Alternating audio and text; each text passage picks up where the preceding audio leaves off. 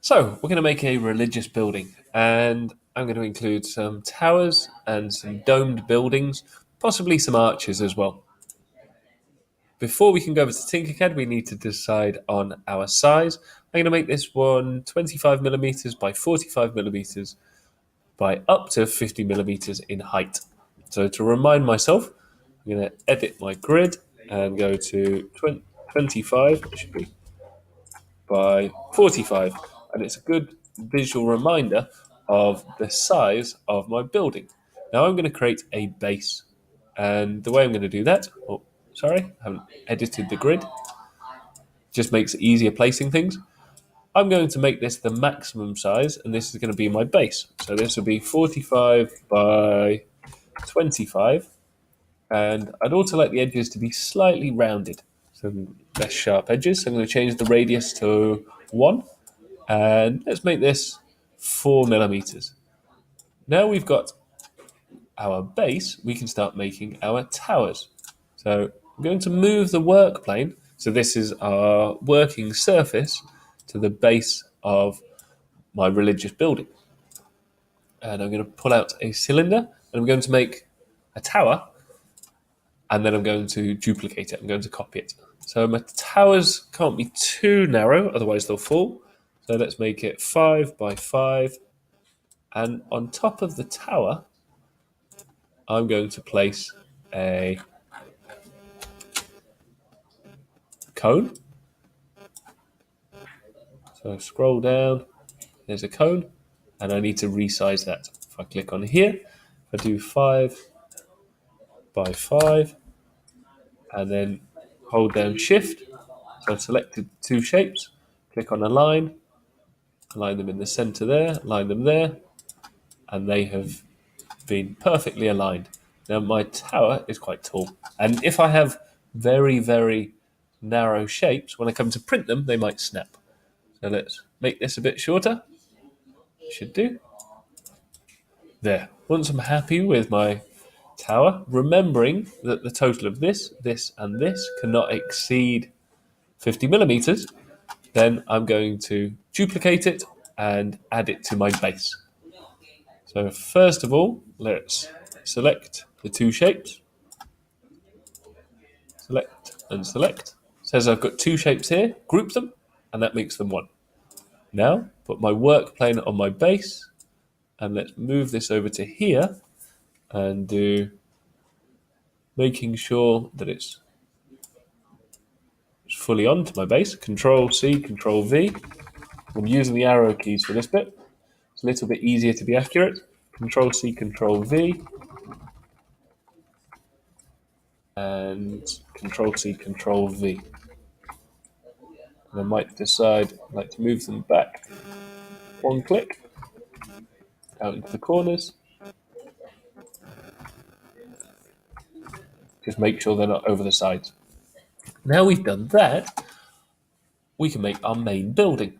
So keeping my work plane on top of my base, because remember this is where we're going to put our shapes, then I could pull out any shape I like. I could have maybe a polygon, might be interesting, a hexagonal based prism.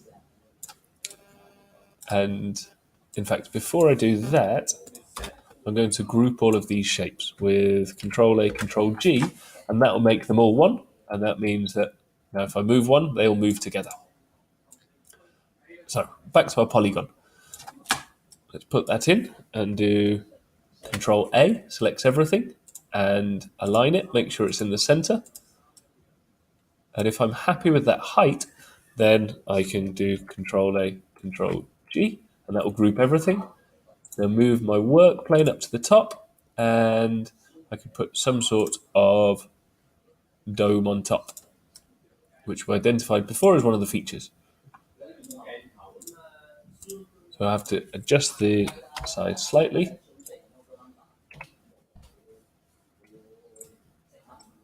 And then holding down Shift, select the two shapes, click Align again. We use Align a lot because it's far easier lining up the shapes using Align than it is by eye. Now we've done that, our religious building's starting to take shape. Maybe I'd like to put some sort of fence around the side. So if I move up to my box and turn this into a fence, I'd like it maybe to be 6 millimeters high, and let's make it more narrow. 2 millimeters is the very minimum. Any narrower than that is going to be very, very flimsy when it prints and will probably break. So decide which is our front, which is our back. So this could be the back of our building. And if I do Control C, Control V, now here, this rotates it. So if I click on this arrow, and if I stay inside the calibrations, it's going to move it by 22.5 degrees each time. It makes it very easy. If I move outside, it moves it by 1 degree, and it's far trickier to make it a perfect 90 degrees. So stay inside the calibrations. Here we go. And that's inside my tower, so there aren't going to be any gaps. Control C, Control V, and let's go over to the other side. Use the arrow keys again. Makes it easy to move our objects. And then at the front, I do Control C, Control V again, but I'm going to rotate this and leave a gap in the middle to allow people to come in. Probably like that. Control C, Control V. Do that over here, and one tap that way. Once I'm happy with that, Control A, Control G, groups it all together. And now, if you'd like, you could add more buildings here. You could include an arch, which I'll show you how to do very briefly. So we're going to take a round roof, and then we'll turn it into a hole and rotate it. So first of all, I'm going to rotate it. Remember, staying inside the calibrations. Rotate it this way,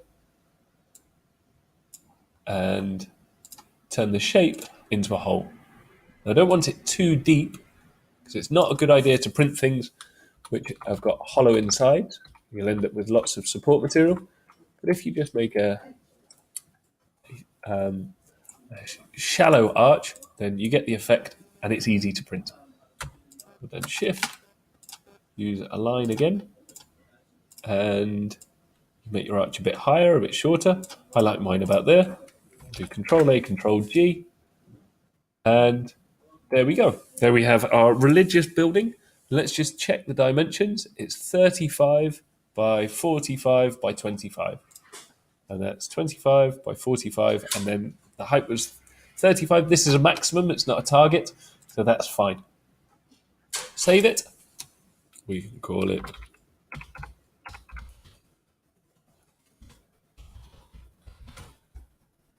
and now it's ready to export and ready to print.